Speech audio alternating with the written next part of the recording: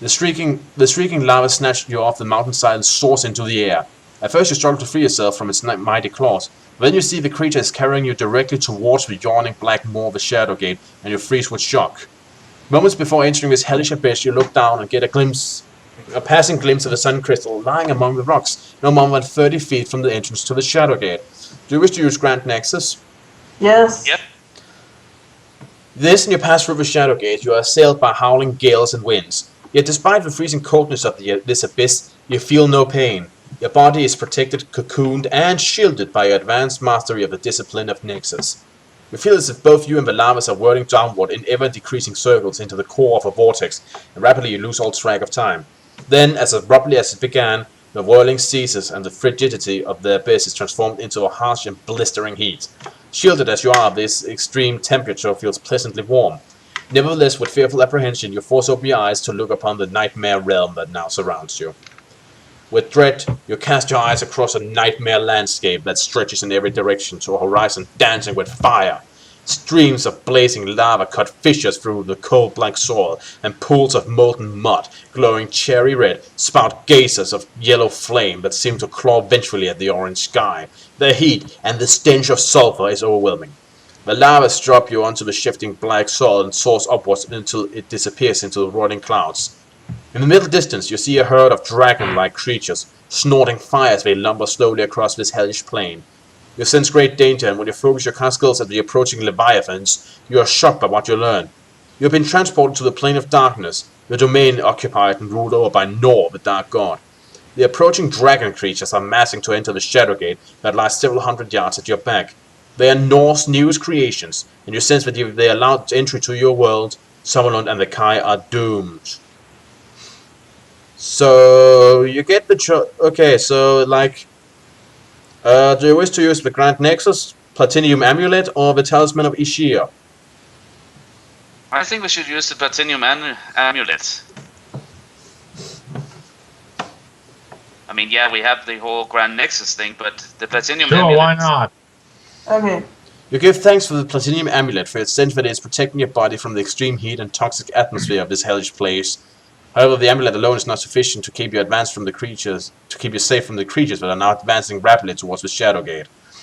The herd of coppery red dragons continue its relentless advance across the fiery plain. You count more than 100 in total, and each one is as long and as broad as a galleon. The largest of their numbers, who is also the swiftest of foot, comes looming towards you, breathing blasts of blue flame.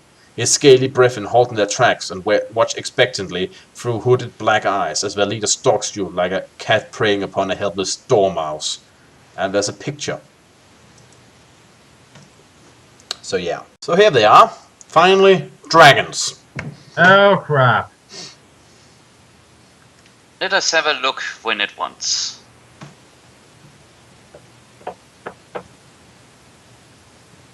Well, we're boned. Well, yeah. They're not winged, but this is what I sort of picture some Western dragons look like. Yeah, took a sweet time showing up for a book called Dawn of the Dragons. There haven't been a lot of dragons. So, Givenir, what's your take on this? No, that's pretty cool. But yeah, we could have used that showing up in, you know, back when we started back in the beginning of or middle or something, rather than right at the end here. Because I will assume we are near the end of the book. You'd be right. High above, swooping in and out of the clouds, are scores of cackling lavas. You sense another presence, a wispy dark shadow that exudes malevolence. You shudder when you realize that you are in the presence of a manifestation of Nor himself. He has come to witness your doom, to enjoy the sport of your final futile battle before he unleashes his dragons upon Summerlund. The lava's attacks were but a preliminary phase of his master plan to destroy Summerlund and the Kai. With terror in your heart, you retreat across the moving sands in a desperate attempt to reach the Shadow Gate, your only hope of escape. The dragon continues to advance, and it utters a thunderous roar as it bares its fangs in preparation for its attack. Do you wish to use your bow? Yeah, we might as well. Yeah. As you draw an arrow and raise your bow at the dragon's massive head, you hear the lavas emitting a sound that approximates laughter. Clearly they are amused by your reliance on such a primitive weapon.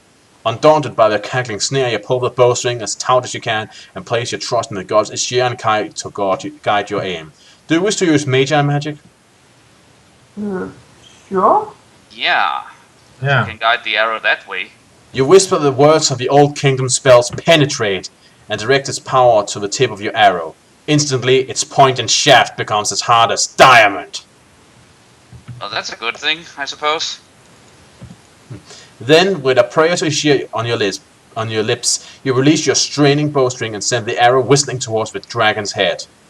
Roll a die, and you may add 5 for having Grand Weapon Mastery Bow, and 2 Alright. for having Grand Nexus, and 1 for having Telekinesis. So, yeah, you may add 8 total.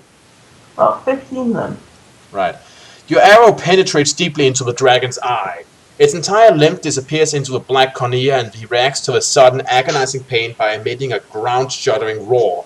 He rears up on his hind legs, and for a few terrifying moments he claws wildly at the sulphurous scar before keeling over on his side. You have slain the dragon!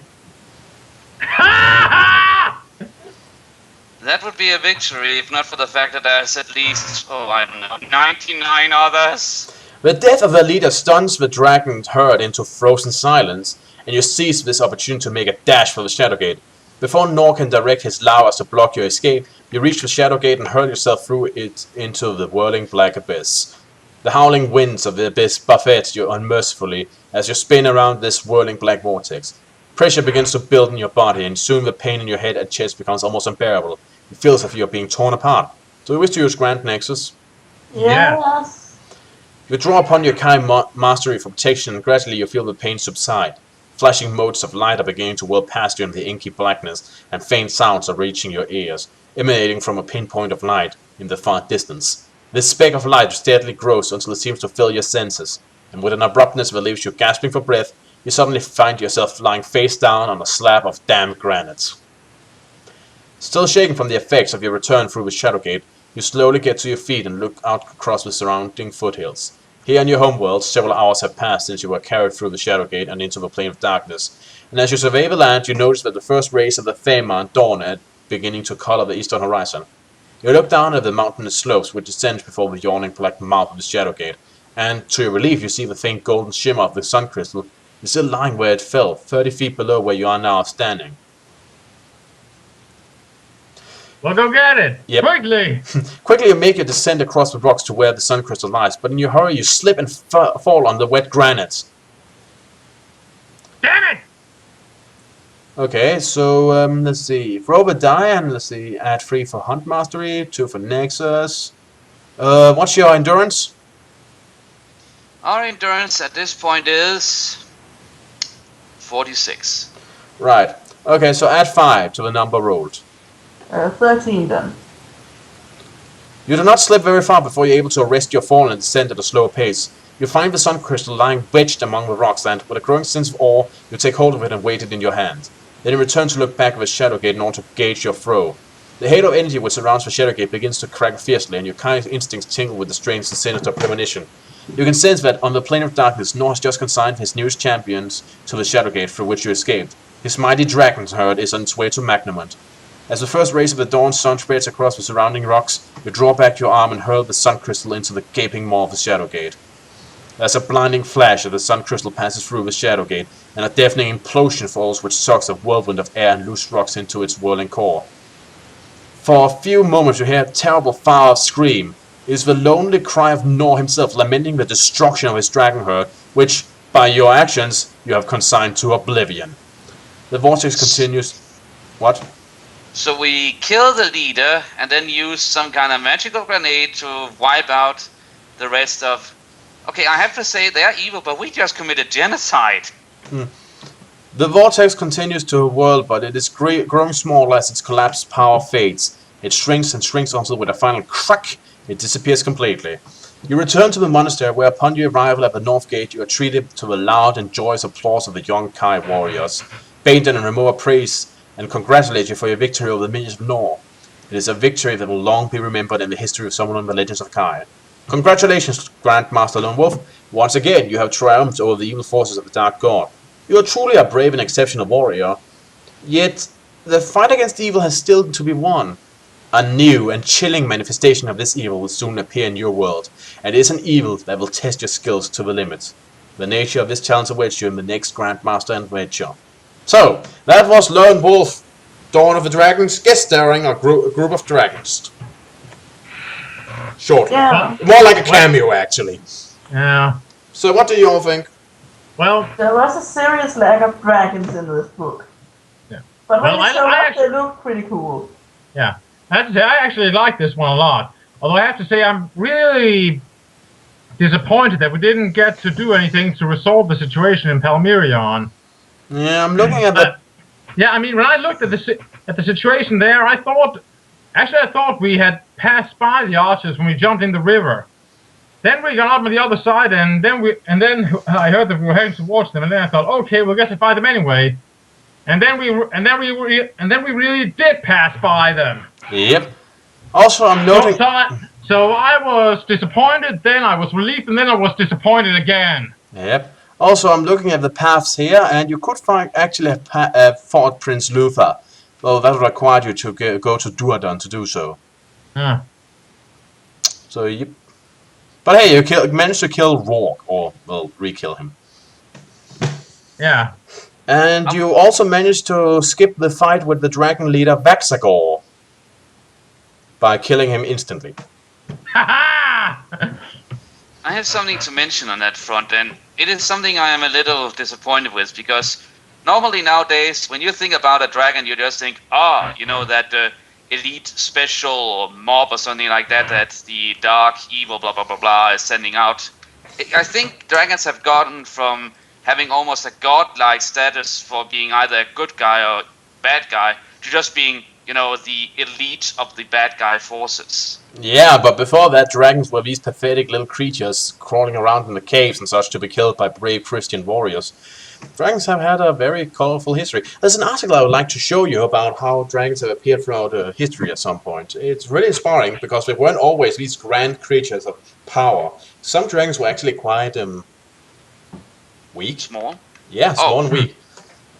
But Well, I would yeah, not mind that, seeing as they are one of my favorite fantasy animals, so yeah. yeah. So okay, anyone else got anything to add? No, not really. There was also a serious lack of cute monsters in this. Yeah, but that's probably mostly. Okay, yeah, that's true. That's probably mostly because you fought humans, like 90% of the time, and otherwise you fought dogs, and then you killed, and those of course the lavas.